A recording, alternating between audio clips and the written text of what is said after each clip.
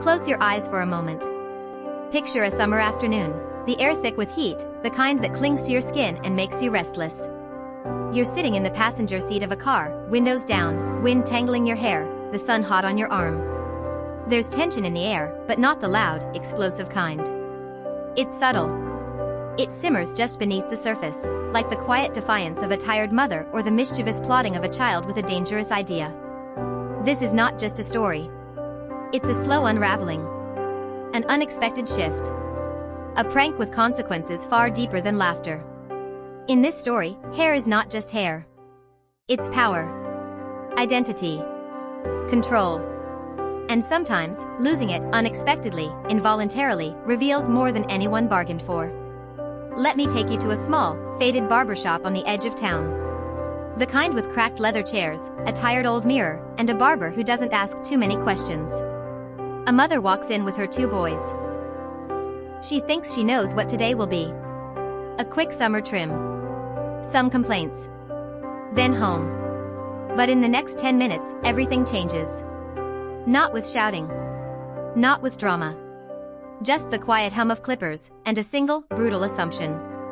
Daniel, Joseph, get down here right now.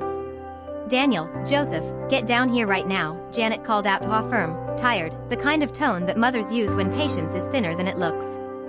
Coming, Mom, 2 voices echoed from upstairs, mismatched in pitch but synchronized in rhythm. A moment later, 2 boys clattered down the staircase. 8 and 10. Restless energy, sunburnt skin, and thick, sweaty mops of unkempt blonde hair that flopped into their eyes.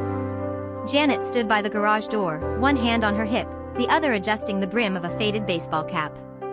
She was 34, but her wiry frame, no makeup, and gym shorts made her look years younger. People mistook her for a teenager all the time. Usually, she didn't correct them. She moved with purpose, no nonsense, no wasted motion.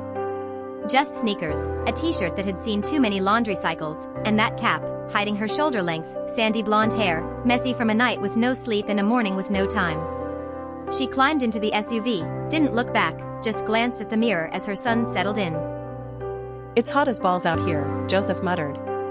"Hot as balls," Daniel echoed, giggling. "Language," Janet said, not looking back. "And don't worry. You'll both be cooler soon.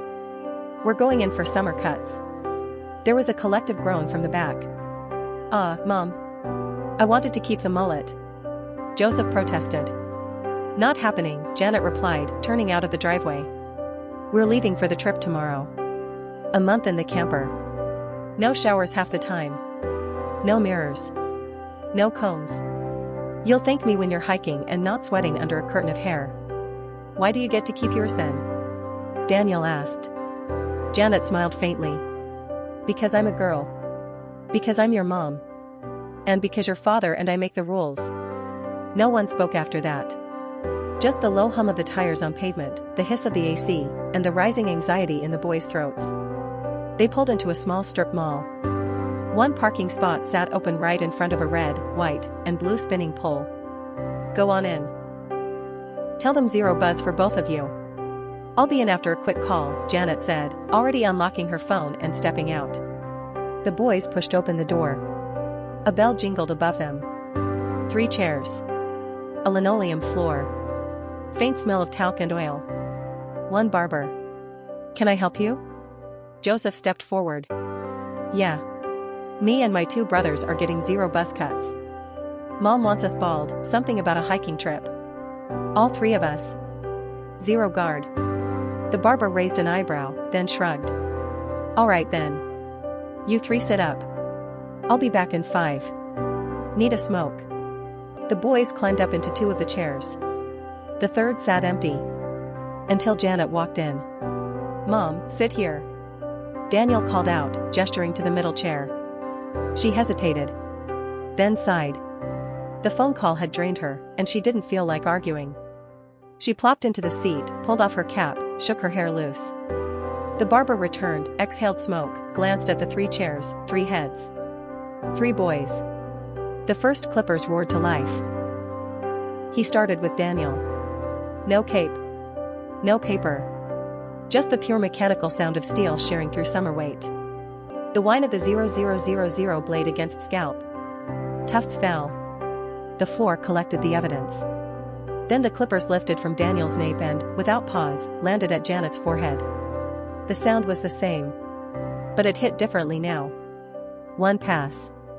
Then another. Long strands fell in slow, deliberate arcs.